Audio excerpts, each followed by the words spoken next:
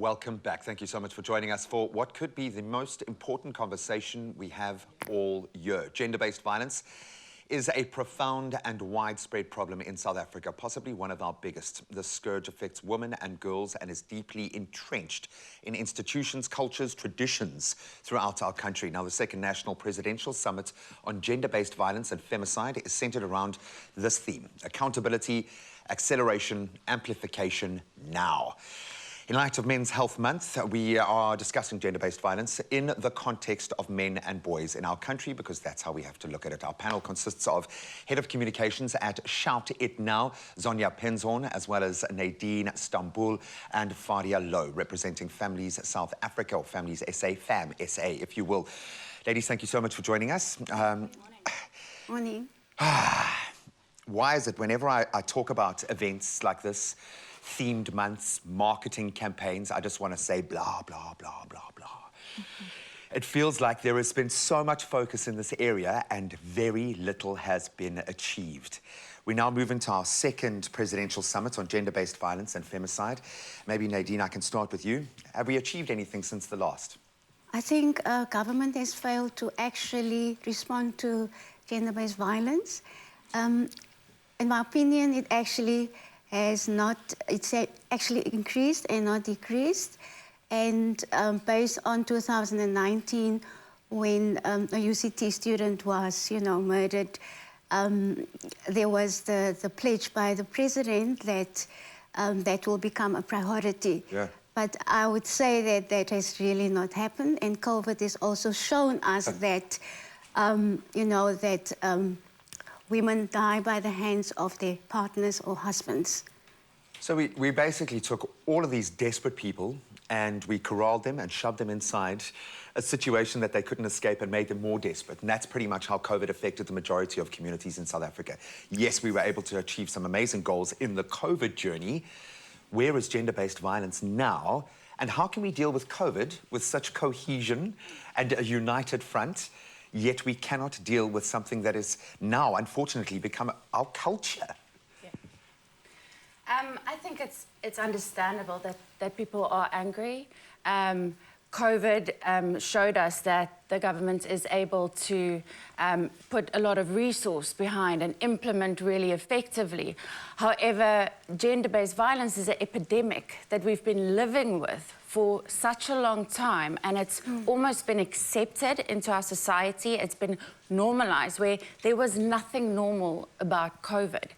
And with gender-based violence being in our communities, being accepted in it, it's really something where we need to look inwards and we need to look at where does gender-based violence stem from. And it really is a societal problem about gender inequality and that we are accepting gender norms. And we need to look inside ourselves, we need to look at what behavior we're condoning as a community, and we need to demand change, but we need to have that change starts with us. Completely. I fear that we've been desensitized, not just by what we see every day, but in this country, I think it becomes a survival mechanism. When you look at what's going on, you see a starving child at your car window every day at 3 or 4, and you're just able to just move on. There's something switched within us. That being said, I am a firm believer that the answer is in practical steps, not in getting the world to be convinced that gender-based violence is the worst possible crime perpetrated against women and children, because it is. And if they haven't gotten that down yet, we're probably not going to win the argument that way. So where do we start? Maybe with the warning signs, so that we as a community can look after each other. Faria, what are those warning signs? When is a red flag being waved when we look at a situation within a household? And that stems through the children, because I think very often it manifests in the children. That's how you can see it. So what do we look out for? Okay. On a physical level, it would be where the perpetrator would maybe push the victim, hit the victim, kick the victim when there's pulling of hair.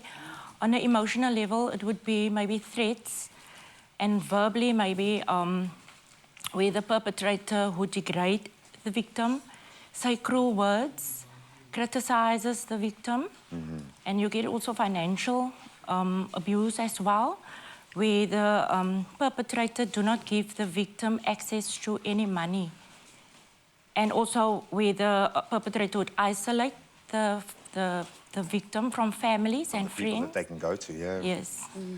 Yeah.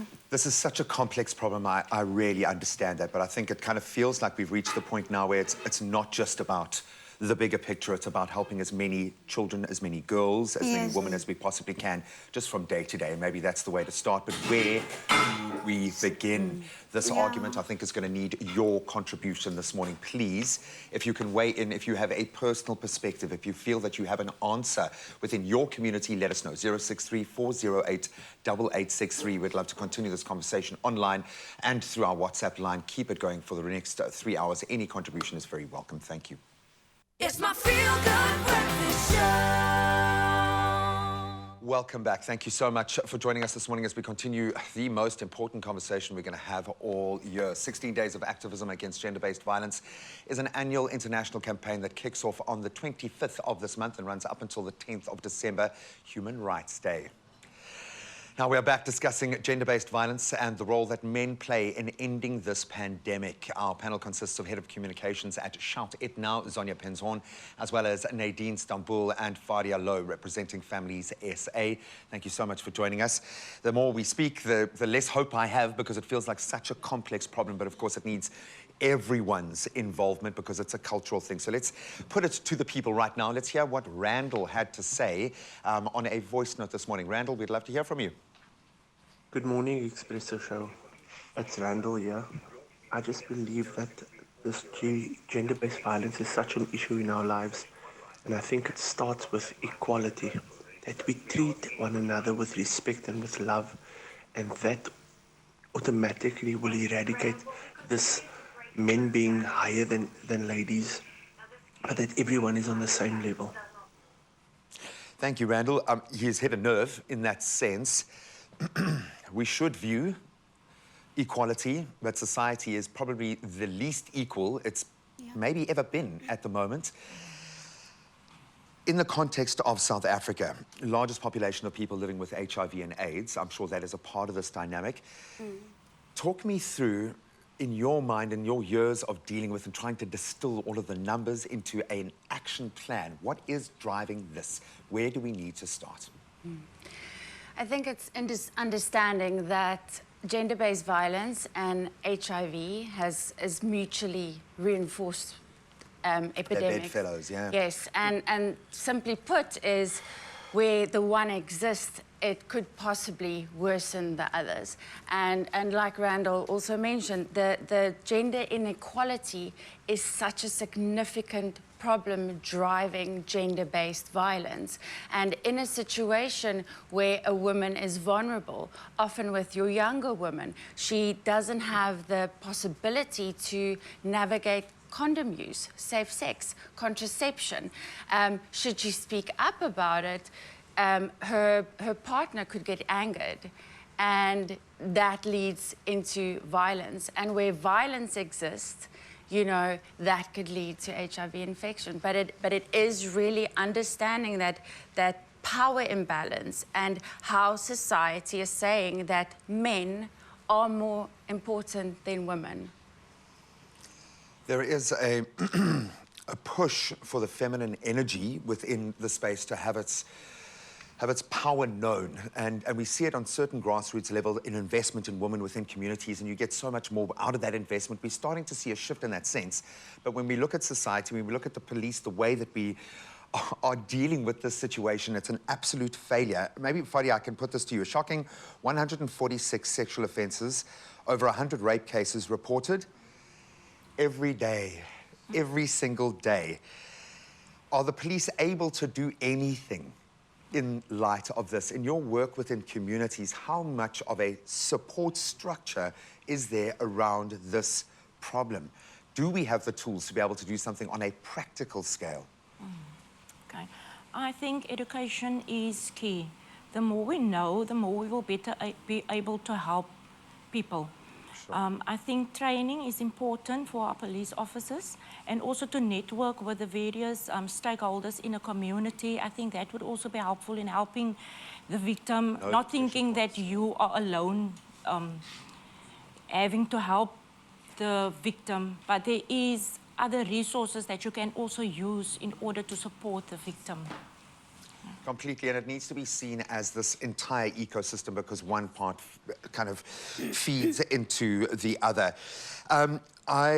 Before we get on to Chomi, and I'd love to hear a little bit more about that so we can get practical, Nadine, I just wanted to ask, what needs to shift in your mind from working within this space? What is that mental shift that needs to happen here that we can take home with us right now and start reinforcing? I'm talking from a parent's perspective, that shift within my own kids, what they're modeling on my behavior, what needs to change? I think, I think we live in societies, actually in families, where children are the reflection of their parents. And I think that is where it needs to start from an early age, where families, parents teach their children how to treat a woman, how to respect a woman. And a girl child needs to also know what is the treatment that she deserves. Needs to know her worth. Yes, and knows her worth. Because I think, statistically speaking, a 6-year-old boy is already capable of abuse. Yeah. And that is where we need to actually stop it, you know, already. But I think it's escalating all the time. There's also instances where 9-year-olds already hit their mothers. Another instance is where the 9-year-old will take out a knife to actually threaten his mom.